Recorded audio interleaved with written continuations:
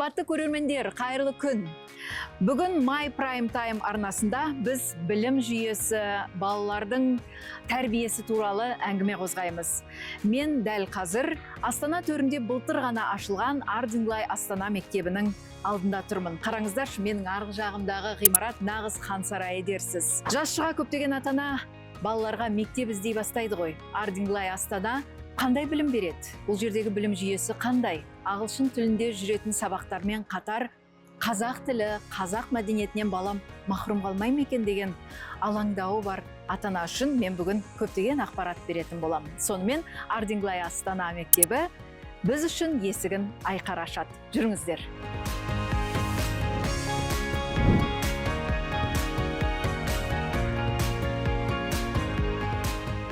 Ағылшын білім беру жүйесінің ерекшеліктерін мұқият тыңдаңыздар. This is a British school. It's not a Kazakh school. Жүйрікпен жарысады ғой. 5 жастағы балаға бөлек мұғалім, 6 жастағы балаға бөлек мұғалім тыңдаңыздар. Өкінбейсіздер. Бүгін мен Ardingly мектебінің қонағымын. Алдымда Даррен Джонс, Ardingly мектебінің негізін қалаушысы, сондай-ақ академиялық білім жүйесіне жауап беретін басшысы отыр.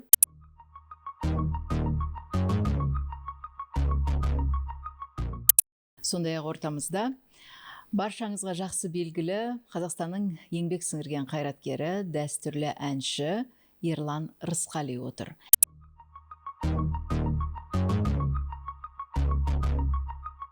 Даррен мырза, қайырлы күн. Мектептеріңізге шақырғаныңызға көптен көп рахмет. Thank you. Ardingly бұл бізге таңсық ұғым, таңсық атау. Бұл жер атауы ма, әлде адамның есімі ма? Соны айтып кетсеңіз алдымен. Таныса отырайық. Okay. So Ardingly Astana is the sister school, the partner school of Ardingly College in the United Kingdom, which was established in 1858 and is one of the most academically successful independent British boarding schools in the United Kingdom. And we've brought it here as an opportunity for parents here in Astana and Kazakhstan to have the opportunity of having an Ardingly College UK education, but here in their home country of Kazakhstan. 19 ғасырда құрылған мектеп, 19 ғасырдан бері келе жатқан үлкен білім жүйесі болып тұр ғой. Даррен мырза, бұл жүйе тұрғысынан білім беріп жатқаныңызға қанша жыл болды? Okay, yes, that's very different to most of the rest of the world. So we have 13 years of formal education, starting at the age of 5. Pupils graduate at the age of 18 and go straight to university at the age of 18. My goodness, how long have I been in education? So I've been working internationally for nearly 23 years, and I've been in education for 31 years. Білім жүйесінде жұмыс істегеніңізге 30 жыл. Менің естуімше, сіз музыка пәнінің мұғалімісіз. Yes, so I am a music teacher by educational training. Before I was a music teacher, I made my living as a musician. But then, like many musicians, I started teaching and I found that I loved teaching. So I made that my full-time career and got my teaching qualification, yes, 31 years ago. Қазақстан жайлы бұған дейін естіп пе едіңіз? Yes, well, I first heard of Kazakhstan when I was probably about 14 or 15 years old, when a very famous British comedian, actor and journalist called Michael Palin did a BBC TV program round the world in 80 days. And one of the places he visited was the Caspian Sea in Kazakhstan. And that's my first recollection of Kazakhstan. But of course, I'm old enough that Kazakhstan back then was part of the former USSR. Since then, I've heard about it on a number of occasions because I've had friends work here at different times at some of the other schools here. And I've always been interested to come to this part of the world. So when I was given the opportunity to apply for the headship here, I jumped at the opportunity last year to apply, and I'm delighted to be in Kazakhstan. Бұл ұсынысқа өзіңіздің көзқарасыңыз қандай болды? I've worked in a number of very successful British partner schools around the world, and having the opportunity to be at the beginning of such an exciting project with such a fantastic school, as we might say in Britain, was a no-brainer. It gave me the opportunity to be in from the ground and help to develop a school, and so far we're doing a great job, I think. The opportunity to move to Kazakhstan, the opportunity to work with such a great school as Ardingly UK, and the opportunity to be able to found a school from scratch is probably the pinnacle of any head's career, to be able to do all of those things. So it's a very exciting project with lots of exciting things in the years to come. Ardingly мектебінің жүйесі әлемнің көптеген мемлекеттерінде жұмыс істейді дедіңіз. Қандай мемлекеттер атап өтесіз бе? Oh my goodness. I first started classroom teaching. No. She asked about Ardingly. In which countries Ardingly Astana. Oh, in Ardingly. Yeah. So Ardingly is here in Kazakhstan, obviously the main school in the United Kingdom, and there is one other Ardingly which is in China. But Ardingly I know are negotiating with other countries in the Middle East and in Southeast Asia to open up potentially more Ardinglys in the coming years. Олай болса, Ardingly мектебінің білім жүйесі, Британ білімінің жүйесі, ол қандай жүйе? Қандай азаматтарды тәрбиелейтін жүйе? Қандай миссиямен келеді Ardingly мектебі? So let's break that down. So the British system starts at 5 years old, and children go up through the education system until they're 18, and then they move on to university. So that's 13 years of education, as I mentioned earlier, which is quite different to the rest of the world. Most of the rest of the world is 12 years of education. In terms of our mission is the same as Ardingly College in the UK. We have this philosophy called World Ready, which means we want our pupils to be graduating here ready and prepared for their world. But I also like to say to parents that we want the children that graduate from here to have options and choices. What does that mean? It means that they need qualifications that allow them to apply to any university they might want to go to in the world, to have options on different career paths, and also to be very well-rounded citizens of the world, so that they're not just academically very good, but they have soft skills, they can interact with other people, they can manage situations, and most importantly, in the world that we live in at the moment, have the ability to have the resilience to cope with all the problems and the things that happen as adults in their life. So we say that we want them to have a strong holistic education. That's just the same for all the Ardinglys, wherever they will be in the world. Ереке, біз өзіңізді дәстүрлі әнші ретінде білеміз. Қазақ мәдениетінің ең бір жарқын тұлғаларының бірісіз. Бірақ сіз қазақ мектебін таңдамадыңыз, ағылшын жүйесіндегі мектеп таңдап отырсыз. Неліктен? Бұл жерде бірінші кезекте жұбайым екеумізде UK'де оқыдық, болашақ бағдарламасымен. Лондонда тұрдық, Лидсте тұрдық, Ковентриде тұрдық, Қанша жыл? Лестерде тұрдық. Басы жинап келгенде 5 жылдың көлемі болады. Сол кезде біздің балалардың барлығы сол британдық білім беру жүйесінде сабақ алды, оқыды сол жақта. Сосын олар сол елдің білім беру жүйесіне өте ғашық болып қалды. Сон біз елге келген кезде өзіміздің Қазақстанның мемлекеттік мектептерінде оқығысы келмеді біздің балалар, шынын айту керек. Енді ол жерде себеп көп, жамандағым келмейді, бірақ дегенмен де шын мәнісінде мемлекеттік мектептердің кемшін тұстары көп қой енді оны. Баламен тіл табысу жағына келгенде мұғаліммен байланыс оқушының арасындағы. Бізде мұғалімдер көбіне ақылды айтқанда зекіп, ұрысып, өзінің үлкендігін алдыға тартып айтады. сол жағынан біздің балалар ондайды көтере алмайды.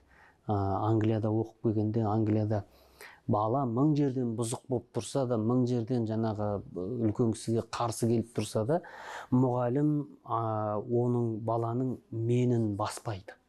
Менім баспайды, бұл өте маңызды нәрсе. Оны кеудесінен итермейді, қайта оны көтермелеп, басынан сипап отырып, жағдайын жасап, мәселені шешеді. Бізде бірден бұрышқа тұрғызып қойып, ұрық соққыға жығу, жазалау деген мәселе жүрсе, ағылшын жүйесінде жазалау емес, бірінші кезекте баламен ұстаздың арасындағы байланысты, махаббаттық диалог арқылы байланыстыру, орналату бірінші кезекте тұрады. Сосын сол махаббат арқылы орналасқан қарым-қатынас ары қарата ол өшпейді, ұлғая береді. Сонда біздің балалар осындай мейірімді аңсады. Сол мейірімді осы мектеп ашылған кезде біз бірден білдікті. Жұбайым екеуміз осы мектептің балаларымызды емтиханына тапсыртып, екеуі де түсіп кетті. Қуанамыз. Қазір мысалы енді 1 жыл болды ғой, 24-тен міне биыл оқу жылы аяқталады бұйырса. Бір күн біздің баламыз қанша жай жатса да, ауырып тұрса да, бүгін мектепке бармай қояйыншы деп айтқан емес. Қайта біздің бала мектепке кетуге асығып тұрады. Таңертең ерте тұрады да, мен дайынмын, апарып тастаңыз, немесе машина шақыртыңыз, біз дайынбыз. Сол біздің балалар енді осы мектепке түскелі бері, былай айтқанда, бұл мектепті өзінің үйіндей көреді. Осы мектепке алып ұшып тұрады, махаббаты керемет, ұстаздарына деген, әрбір осында қызмет атқаратын азаматтардың барлығына біздің балалар бәрін жатқа біледі. Және бәрін ерекше жақсы көреді. Осы мектепке бір жүректері байланды. Даррен мырза, сізге осы мектептің құрылтайшылары, Қазақстан азаматтары, сол кісілер сізді осында келісім шартқа келсеңіз, Қазақстанның азаматтарын, болашақ азаматтарын қалай тәрбиелейсіз дегенде сіз не ұсындыңыз? So, if I understand the question correctly, the children that come here have parents that are ambitious for their children, which is the first thing. So they want their children, as I said earlier, to have options later in life. So when we assess the children here, we actually don't mind if they don't speak English. Okay, but we do look at whether they want to learn. Are they interested? So when they walk into my study, for example, if they sit there at five years old and don't look around and don't want to draw, or they don't want to wander around my room, I worry about them. Whereas if they come in and they look around and they want to draw and they look at the fluffy toys on my desk and things, that means they're curious. And we like curious children. So we're not interested in English levels for entry here. That's our job. There aren't any children in this school now that don't feel confident and comfortable speaking in the English language. They might not all be fluent, but they feel happy and comfortable. But when they come to enter the school, we're more interested in their curiosity about life, about learning. And the older children also take what we call a Cat 4 test, so that we can, if for want of a better description, check their IQ. It doesn't mean that we won't take them, but we need to understand how they might learn. Off the back of those things, we then have lots of tutoring and mentoring in place to help develop their understanding of the world, build their confidence so that they become interested and confident and curious learners. I think that's the question you were asking. Осының бәрін ереке сіз бұл мектепте тауып отырмын дедіңіз. Иә, осы мектепті жалпы біздің Қазақстанға алып келген құрылтайшысының бірі, ең негізгі Сапарбек деген жігіт. Сол жігітпен бір кездейсоқ танысып болдым. Сол жігітпен танысқан кезде енді мен шынымды айтсам тәнті болдым ол азаматқа. Ол өзі өте қарапайым, қазақтың кәдімгі тепсе темір үзетін, қазақша түсте көретін, ойлайтын, қазақы қаймағы бұзылмаған жерден шыққан азамат екені көрініп тұрады да. Бірақ бірнеше тіл біледі. Жаңа мистер Дарреннің айтқан дүниесінің барлығын біз осы мектептен таптық ата-ана ретінде. Біздің балаларымыз да риза, толығымен көңілден шығады. Енді мен осы мектепті Қазақстанға алып келген негізгі құрылтайшының бірі Сапарбек деген азаматпен кездейсоқ бір танысып қалдым. Ол енді ол кезде менің балаларым осы мектепке түсіп қойған, осы жерде білім алып жатыр. Осы бір 2 жұманың көлемінде екен таныстық. Басқа бір жиында. Сол сәтте мен енді осы мектептің құрылтайшы екенін білген жоқпын, бірақ сол айналамдағыларға осы мектеп туралы айттым. Бұл мектеп сұмдық мектеп, ғажап мектеп, бұндай мектеп жоқ деген нәрсенің бәрін. Сөйтсем, құрылтайшы қасымда отыр екен, сол азамат маған рахмет. Сіз оны көрмегенсіз? Мен оны білмеймін ғой. Осы мектептің құрылтайшы екенін. Соны ол кісі рахметін айтып, еңбегінің бағаланғанын көріп өзі риза болып қалды енді. Соны енді сол кезде таныстық, сонда мен байқағаным, ол азамат кәдімгі қазақы қаймағы бұзылмаған, ортадан шыққан, қазақша түс көріп, қазақша ойлайтын азамат екен. Бірақ полиглот. Көп тіл білет, бірнеше тіл білет. Қанша тіл білсе де, алдымен өзінің ана тілін бірінші кезекке қоятын азамат екен. Өзі қай жақта оқыған? Өзі кезінде осы UK'де оқыған, білім алған. Сосын енді осы жаққа жаңағы сол UK'дің білім беру жүйесінің Қазақстанға керек екендігін сезінген, білген, соған еңбек етіп, осы елге алып келуге тырысып, ақыры соңында енді өзінің арманына жетіп отыр ғой, алып келіп отыр. Енді және жай ғана алып келе салмай, бізде енді шын айтқанда Қазақстанда шетелдік мектептер көп қой, жеке меншік. Бірақ барлығы келген кезде ең бірінші кезекте өзінің менталитетіне сай, өзінің құқығын қорғап келеді. Ал мына Сапарбектің жаңағы қойған талабы, қай жерден шыққан білім жүйесі болмасын, Қазақстан халқының жергілікті менталитетімен таныс болып, сонымен астасып барып, білім беру керек деген дүниені осындай ұстанымды ұстанатын азамат. Бұл дұрыс екен. Соны мына мектепке алып келіп, осы британдық білім беру жүйесіменен біздің қазақы салт дәстүр, дүние таным, көзқарасты екеуін бір арнаға тоғыстырып алып келіп, солай білім беріп жатыр қазір. Біздің мемлекетте тойланатын барлық мерекенің барлығы биылғы оқу жылынан бастап міне осы мектепте Ardingly'дың ішінде ерекше аталынып өтілді. Өтіп келді, өте береді. Және қазақы форматта бәрі. Өте керемет. Осы жағынан келген кезде мен тағы бір артықшылығы осы ма деп ойлаймын осы мектеп. Сіздің балалар тест тапсырды, иә, мектепке өту үшін? Иә.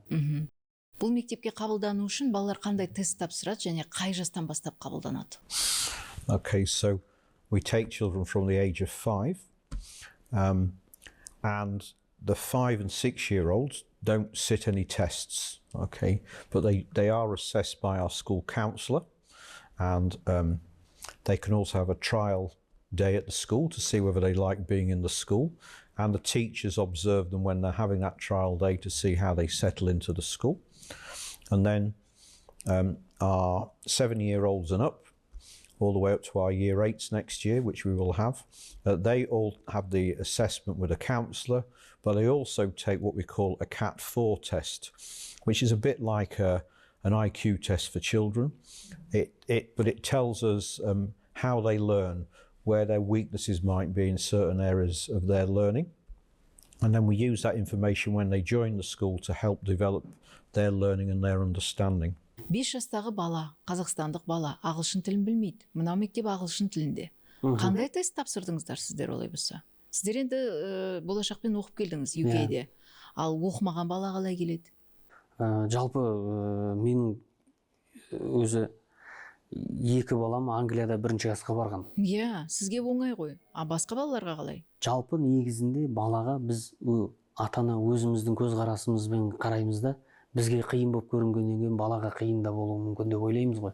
Бірақ шын мәнісінде негізі бала деген кәдімгі сорғыш сияқты ғой. Қабылдай береді, бәрін тез қабылдайды. Әрі кетсе бір ұзады дегенде бір ай қиналуы мүмкін енді бір. Бірақ бір айдан аспайды, 2 аптадан кейін балаңыз сайрап тұрады. Біздің балалар сол Англияда бірінші классқа барған кезде өмірі ағылшынша сөйлемеген. Мына жақта қазақ балабақшасына бардық. Сөйтіп барып Англияға оқуға түсіп сөйткен кезде сол жақта бірінші классқа барған баламыз біз ойладық енді, ойбай, қиын болады енді, бітті осымен не болады. Жоқ. Алып кетті бәрін. 2 аптадан кейін сайрады ғой ағылшынша. Ал мына жерге тест тапсырған кезде 5 жасар бала қалай ағылшын тілін білмей келсе, тестті қалай алады? Well, the assessment has nothing to do with the English language. And also our counsellor speaks fluent Kazakh and Russian. So the bits that do require language, she talks to them in Kazakh or Russian, whichever language they feel most comfortable with. The actual assessment parts is about coordination. She has games and all kinds of wonderful things for the children in her room. The children think they're playing games, but actually she's assessing their mental ability and their coordination and their physical ability to be old enough to be at school. But they don't know that they're actually doing it. They just think they're having fun. So they come here, they enjoy it. And it's done in Kazakh and Russian because we don't expect the 5-year-old to be fluent in English. Біздің мемлекеттік тіліміз қазақ тілі, бірақ дегенмен біз билингва ортада қалыптасамыз, солай ғой Ерлан? Иә. Осының бір ерекшелігін айта ала ма мұғалім ретінде, Даррен? I think you're not the only country in the world that's bilingual. I've worked in countries, I've no idea how many languages spoken. India, multiple languages. Malaysia has at least 4 different languages. So I think one thing that Kazakhstan could do is look outwards. Look at what other countries in the world do with their education systems to cope with multiple languages. What I find really interesting here is in the government schools, you have a morning shift and an afternoon shift. So they're at school for 4 or 5 hours. Our children are here for 8 hours a day, and we still don't think we have enough time with them. So I'm curious to know how teachers in the local system cope with only having the children for 5 hours. Біздің мемлекеттік білім жүйесіндегі кемшін тұстарымыз осы ғой. Біз көп нәрсені үлгермей жатамыз, иә, Ерлан? Иә, бізде шын мәнісінде мысалы 2 ауысымда оқиды балалар түске дейін, түстен кейін. Және бұл біздің мемлекеттік қалыптасқан жүйе ретінде орнығып қалған дүние. Оны өкінішке қарай біздің министрліктер, білімге жауапты өкілетті органдар өзгертіп, жаңғыртып, жандандыруға құлқы жоқ. Мен өзім шетел көріп келген азамат ретінде біздің Қазақстанның мемлекеттік білім беру жүйесіне жалпы көңілім толмайды. Осы мына Ardingly Astana мектебінің білім беру жүйесіне көңілім толады. Неге десеңіз, ағылшындардың жүйесінде мынадай дүние бар да, мысалға түске дейін балаға беретін нәрсенің барлығын беріп болып, одан кейін бұл баланы демалдыру керек. Сосын жалпы осы мектепте сабақ беретін әр сынып жетекшісінің жанында оның қосымша көмекші мұғалімі де болады. Ал енді біздің мемлекеттік мектептерді қарасаңыз, 25 балаға 1 мұғалім. Сосын онымен ол өзі ақша үшін түске дейін 1 классты қарайды. Одан кейін түстен кейінгі тағы да 1 классты жетекшілік етіп алады. Сонымен не сапа да жоқ, не жаңағы білім де жоқ. Былай айтқан кезде уақыттың бәрі қор болып кетіп жатыр да. Ал мына жерде мынандай жағдай жасалған дүниеде ұстаздың да еңбегі еш кетпейді, баланың да еңбегі уақыты зая кетпейді, және осы Нәтиже мектепке көрінеді. ата-ана ретінде үміт артып баласын беріп отырған ата-ананың да үміті ақталады. Осындай жүйемен ғана біз жетістікке жете аламыз. Ал бұлай жаңағындай міндеттеп қойып, жай галочка үшін сабақ беріп өткізу деген ол дұрыс нәрсе емес та. Ал өзінің ата-ана деген өзінің баласының болашағына бейжай қарамау керек деп ойлаймын. Қанша жерден қымбат болса да, қанша жерден осы талабы күшті болса да, соның барлығына ата-ана абайша айтқанда, баланың білім жолында барлық мал дүние мүлікті шашуға ата-ана тартынбау керек. Дайын болу керек. Бізді көріп отырған көрермен енді соншалықты тамаша білім жүйесі болатын болса, бала таңертеңнен кешке дейін еңбек етіп, түстен кейін демалатындай жағдай жасап жатқан мектептің ақысы қанша екен деп те сұрап отырған шығар. Грант жүйесі бар ма, қарастырылған ба? So let's start with the scholarship because we're just finishing the process for this year. So like all British independent schools, we have a scholarship program. And for this year, because we're a growing school, and we will expand the school next year to have year 7 and year 8, our scholarships for this year have been just for year 7 and year 8.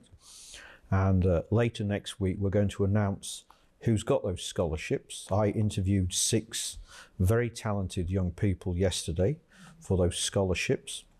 And that's an annual thing. So next year, for the academic year 26-27, we will have scholarships for entry to year 7. The year after for year 7 and year 10, and then a few years after that for year 7, year 10 and year 12. These are key points in our education system. And they are competitive academic scholarships based on academic ability through testing, then through formal interviews, so that we get the very best, because these people we're ambitious for, and they need to be ambitious. They need to be aiming to go to the top universities in the world. In terms of our fees, many parents say, why are we so expensive?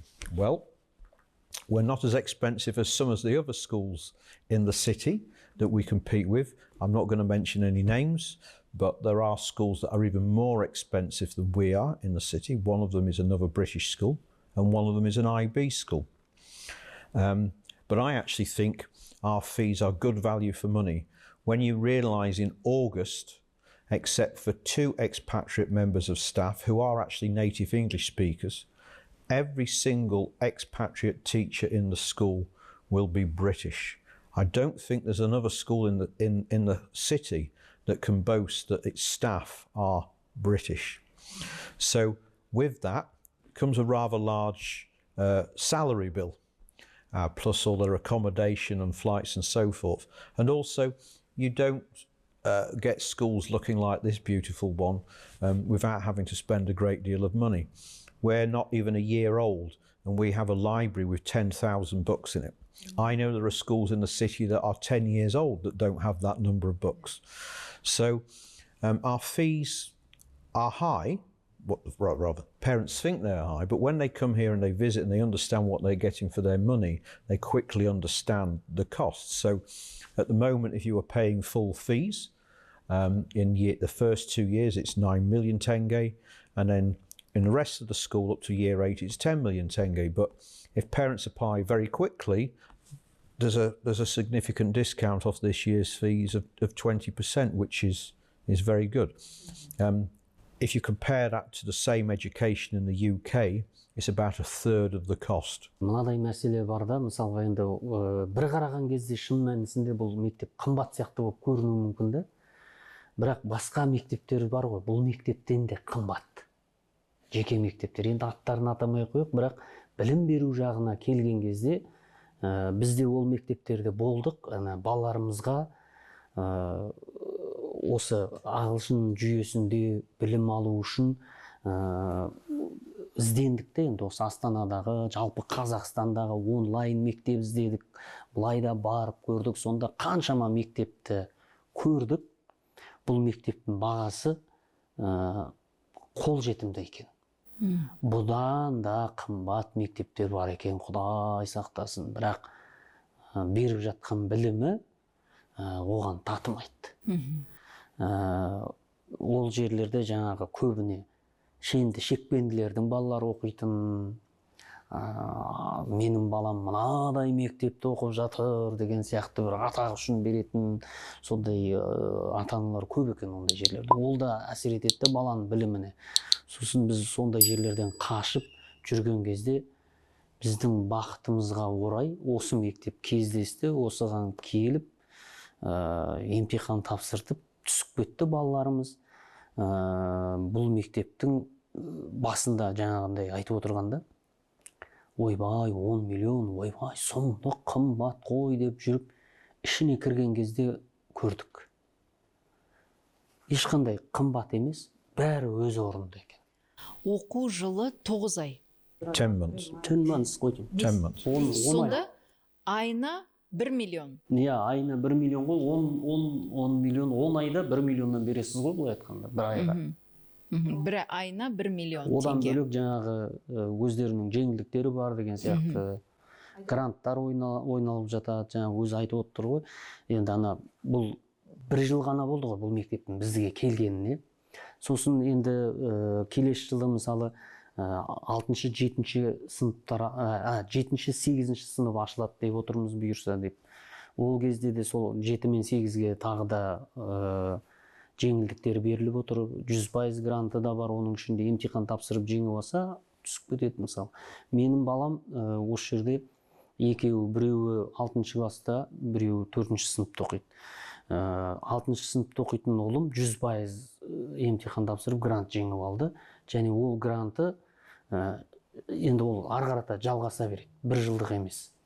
Екінші балам, ол да жаңағы 90% грант жеңіп алды. Бірақ оныкі 1 оқу жылына. Оның барлығын бізге ескертіп айтты. Бұл бала 90% грант жеңді, бірақ осы оқу жылына. Келесі жылында сіздерде баға өзгеруі мүмкін деді. Соны біз енді осы жылға қабылдай берейік. Келесі жылын емтихан болып жатса, гранттар шығып жатыр, сол кезде көрерміз деп 90%-ын алдық қойсы. Жалпы бала саны қанша? We have 88. 86 ма, 87 ме, сондай болған, ашылды, сентябрьде солай болған. And we have capacity in this building for 240. So let's start with the basics. This is a British school. It's not a Kazakh school. Қымбатты көрерменім, осы жерінде ағылшын білім беру жүйесінің ерекшеліктерін мұқият тыңдаңыздар. Okay, so we do exactly what happens in the United Kingdom. So in secondary schools in the United Kingdom, children are taught by specialists of that subject. So I'm a music teacher, so that's my specialism. So we are bringing in a specialist mathematician who is trained to teach from year 7 all the way up to graduation in year 13. The same with our English teacher, who's an English graduate and is trained to teach English and English literature. Our science teacher is a bit different. She's trained to teach what we call general science, maths, physics and chemistry to the lower secondary, and then she's a biology specialist. And so the list goes down. In the primary school, I understand here that in primary school the teacher goes up with the child. Again, it's the same thing in the United Kingdom. Primary teachers are trained specialists in different age ranges. So our year 1 and year 2 teachers have trained in that age range. They've trained to teach those children. And so our key stage 2 teachers, our year 3, 4, 5 and 6 teachers have been trained to teach those year groups specifically. And as they get more experience, they become more specialists. So our year 6 teacher has experience of preparing the children to transit from being in the primary school to the secondary school. So that's why we do it, because these teachers have become specialists in that age range, and therefore they have more experience and skills and knowledge to deal with that very specific age in the primary school. 5 жастағы балаға бөлек мұғалім, 6 жастағы балаға бөлек мұғалім, міне солай кете береді. Ағылшын білім жүйесінде бір сыныпқа бауыр басып қалу деген мұғалімдерде жоқ. Және балаларда да бір мұғалімге бауыр басып қалу деген ұғым жоқ. Бәрі бірдей. Мұғалім үшін де, балалар үшін де мұғалімдердің бәрі бірдей болу керек. Сондықтан мұғалімдердің ауысып жатуы қалыпты жағдай. Ал мектеп ауыстыру деген дүние ағылшын жүйесінде қалай болады? Менің балаларым бастауыш сыныпта да оқыды, primary schoolда да, сосын кейін secondary schoolда да оқыды, екінші мектепте, ортаңғы мектепте. Енді жаңағы мистер Дарреннің айтып отырғаны, енді бұл британдық білім беру жүйесі біздің Қазақстанға келген. Бұл біздің Қазақстанның заңнамасы бойынша жүрмейді. Бұл мектептің өзінің алдына қойған мақсаты бар. Сол дүние бойынша бұлардың демалысы да, мерекелік күні де барлығы өздерінің реттеп қойған дүниесімен жүреді. Бірақ әрине біздің жергілікті халықтың түсінігімен, салт дәстүріменен, ұғымымен астасып, байланысып жатыр. Енді мына бұл мектептің жаңағы балаға дегендегі жалпы ағылшындарда біздің Қазақстан мен кеңес үкіметінің қол астында болған мемлекеттің барлығын алып қарағанда біздің түсінігімізде кругозор дейміз, көкжиегімізді кеңейту үшін, дүние танымымыз көп болу үшін жан-жақты болуымыз керек, ақпарат көп болу керек деймізде, многофункциональный, многопрофильный мамандар шығады ғой бізде. Жан-жақты. Ал ағылшындарда жалпы бұларда узкопрофильный мамандық бірінші кезекте тұрады. Кез келген салада. Ол музыка болсын, ол ұстаздық болсын, бәрінде. Арнайы бірінші класспен дайындалатын мұғалім болады, екінші класс, үшінші класс, барлығы сонымен өтеді. Оның ассистенті де солайынан оқыған, сондай білім алған адам. Сосын кейін мына екінші мектептерде кезең-кезеңге бөлінеді. A-level, B-level, C-level деп бөлінеді. Ол баланың үлгеріліміне байланысты. Біздегі А класс, Б класс деп қатып қалған дүние жоқ. Мектепке кіргеннен бастап А классында оқысаң, мектеп бітіргенше сол А классында кетесің деген түсінік жоқ бұларда.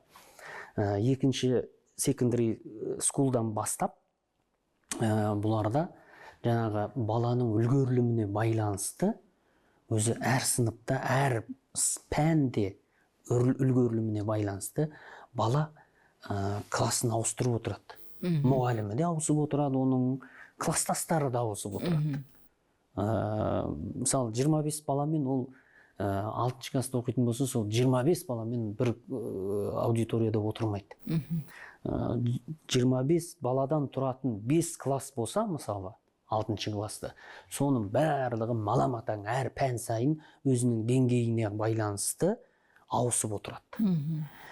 Бұл не береді дегенде, бұл жаңағы егер бала қазақтың түсінігіне бұл өте күшті нәрсенде негізінде жүйрікпен жарысады ғой. Шабанатпен жарыспайды ғой. Деңгейлес. Міне соны ағылшындар осыны білетті. Мына деңгейлес адамдарды бір-біріне қосады. Бірақ енді қараңыз, деңгейі нашар адамды ортадан сылып, сен нашарсың деп лақтырып тастамайды. Оны да деңгейлес адамдарды алып келеді. Соның ішінен ол өзіне бір сенімділік ұялатады ол бала. Сөйтіп, ай, мен мынаның ішінде жақсымын ғой дейді. Келесі жолы ол орташаға ауысып кетеді. Психологиялық баланы сындырмай, қайта шындай отырып, мәпелей отырып, оның көкжиегін кеңітіп, мына алдыға қарай итермелейді. Яғни орта арқылы өсіру. Орта арқылы өсіреді. Сосын біздің балалар мысалы сол жүйеден өткеннен кейін кез келген мектепке ауысу біздің балалар үшін проблема емес.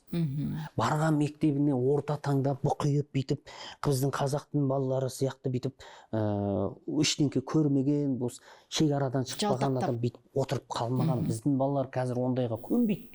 Біздікілер қай жерге барса да өз үйінде жүргендей жүре береді. Өйткені жаңағы жүйенің ішінен өтті олар.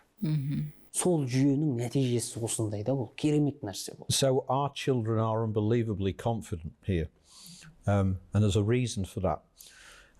This scares most parents, but we don't worry about academics when they come to Ardingly to start with. We're more interested in making them confident, making them feel comfortable in the school, make them even walk into my study and say hello, because if they're confident and comfortable, they will learn. And if they're not confident and comfortable, they're never going to learn wherever they are in the world.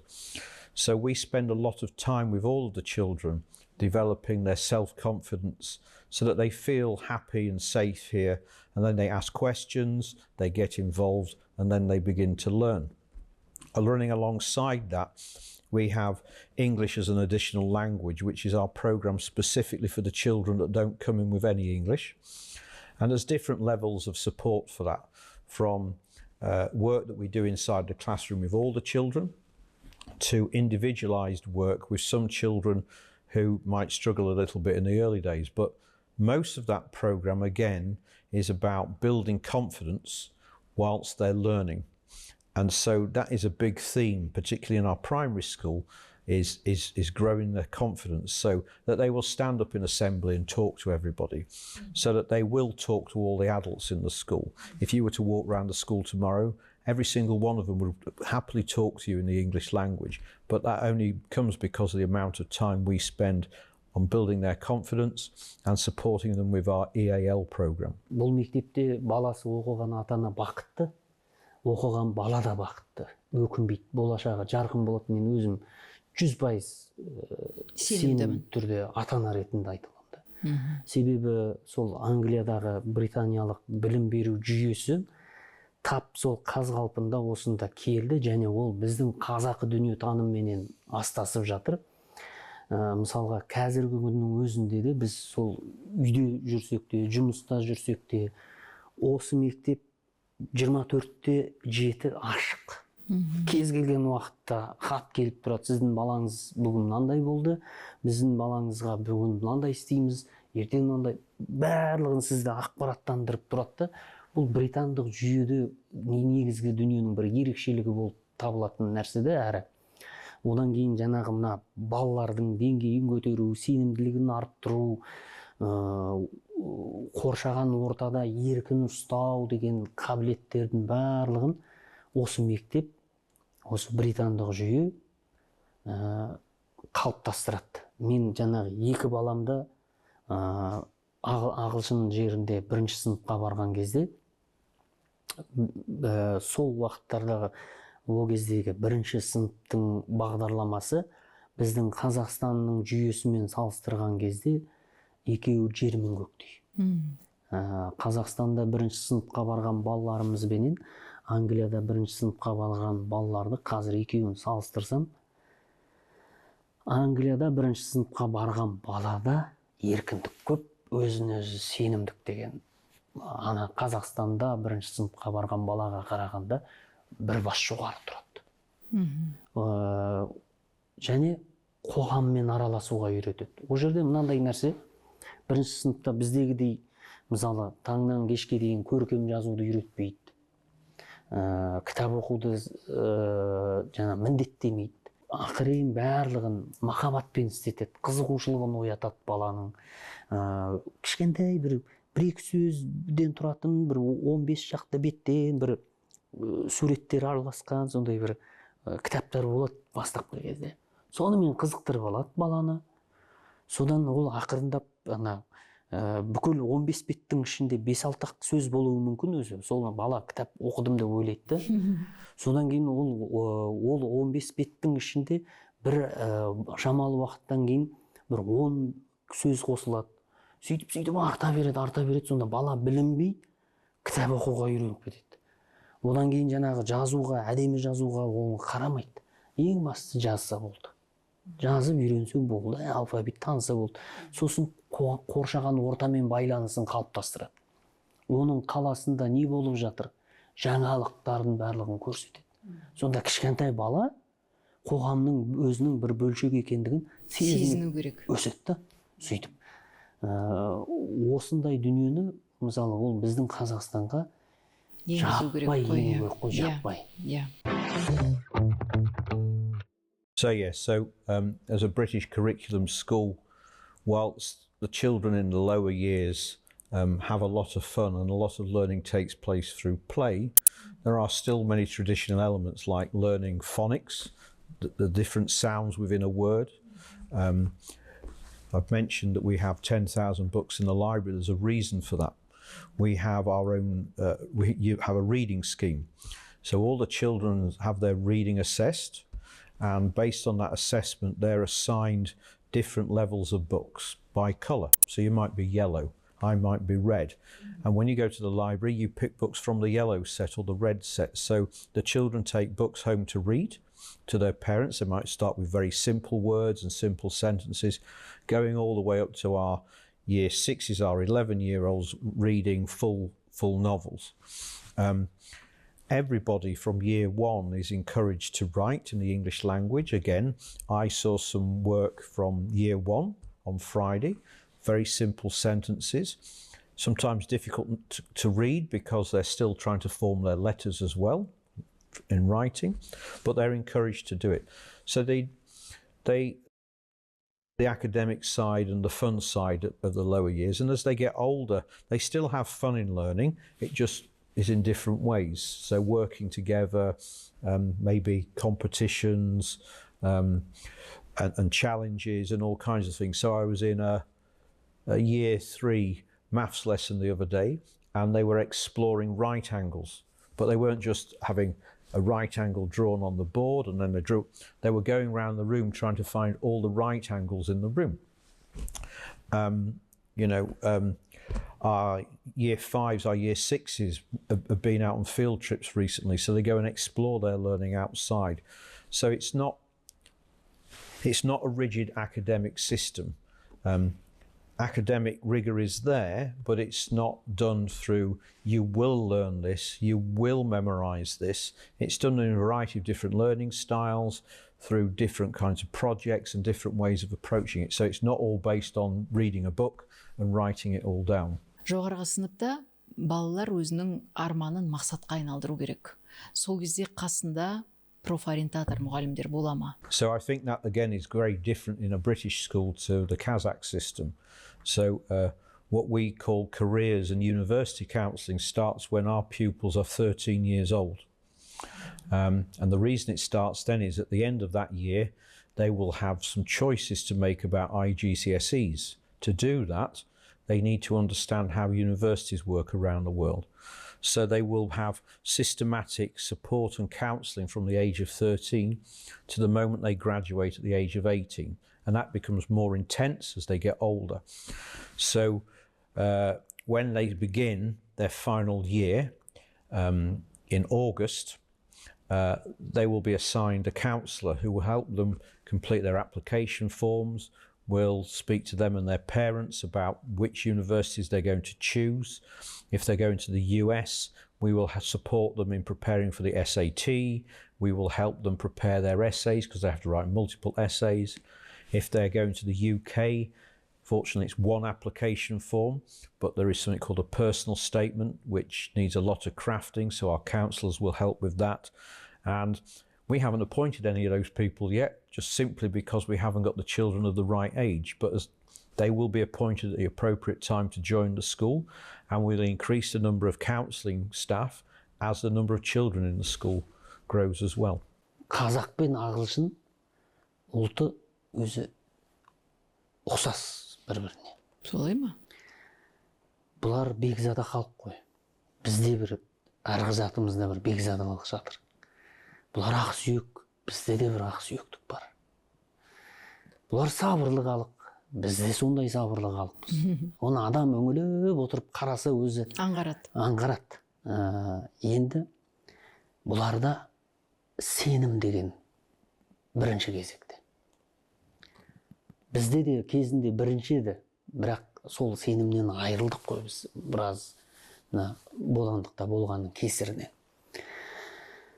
Менің айтайын деп отырған нәрсем, мысалы осы ағылшын мектебінің жүйесі барлық балаға, ұстазға, ата-анаға ең бірінші кезекте сенеді.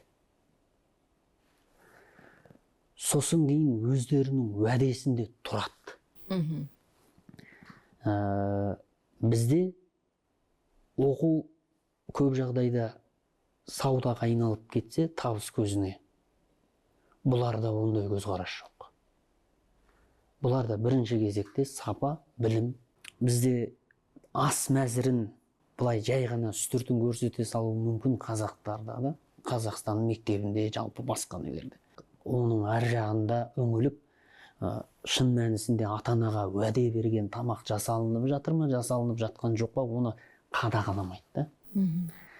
Ал осы мына британдық мектептің жүйесінде оның барлығы назардан тыс қалмайды, қадағаланады. Денсаулыққа пайдалы ас мәзірі ұсынылады.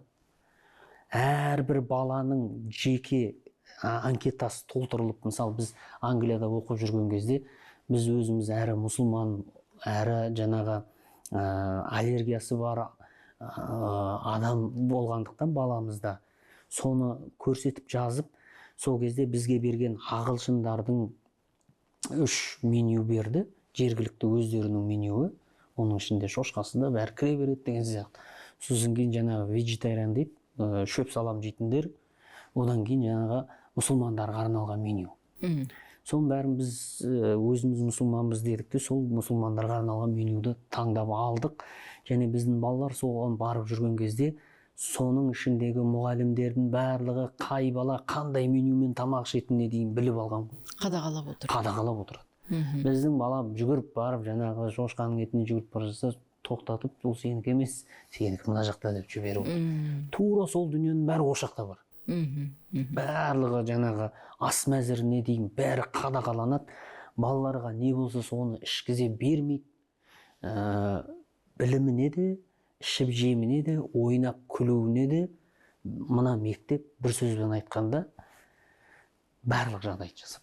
Ағылшындар мен қазақ ұлтының арасындағы ұқсастықтарды айтып кетті. Шетелден келіп отырған басшы ретінде, мұғалім ретінде, осы уақыт ішінде бұл кісі қандай ұқсастықтарды, қандай айырмашылықтарды өзі аңғарды? Well, I learned a long time ago that Britain is the only place that sticks to time, so I don't have a problem with that anymore. I think there are lots of similarities, and particularly for children in this school, having a British independent school education, the values that we teach here are totally in line with Kazakh traditional values of respect, honesty, integrity. They're all part of what we deliver here. And traditional British peoples have pretty much the same values, which is really nice. Are there things that are very different between Britain and Kazakhstan? Yes. But they're not things that people can't cope with, because if you are educated well, you learn to cope with those differences and you learn to respect those differences. And if you can't respect those differences, then I would suggest you're the one with a problem and haven't had the right kind of education, have the right kind of attitude. Our children are brilliant at respecting different ways of doing things, and we encourage that here. And I think there's lots of Kazakhs that have that as well. I enjoy living here because people want to know where I'm from, but they also accept that I'm a bit different. There aren't many white-haired men in this city, so even that's a bit strange, but they quite like it. So yes, I enjoy, the cultures are very similar, because we both are interested in people as societies. Ardingly мектебінен ата-ана не табады, балалар не табады? 90 ауыз сөздің тобықтай түйінін өзіңіз айтсаңыз. We are delighted to welcome any parents and pupils into the school to visit. If you are interested in a high quality British education that still values traditional Kazakh values and traditions, which we celebrate all the time here, you aspire to your child to want to have lots of choices and opportunities as they get older, then I think you really need to come and visit Ardingly Astana, meet me, walk around the school, see the children here, and soak up what is a fantastic school, which has great ambition for the future. And we are very keen to speak to any parents and pupils that would be interested in a very broad, exciting education that will give them many, many opportunities for their future. Ardingly Astana бұл сіздің балаңыздың үлкен болашағының бастауы. Арман мақсатының орындалуына жол ашатын теңдессіз білім ордасы.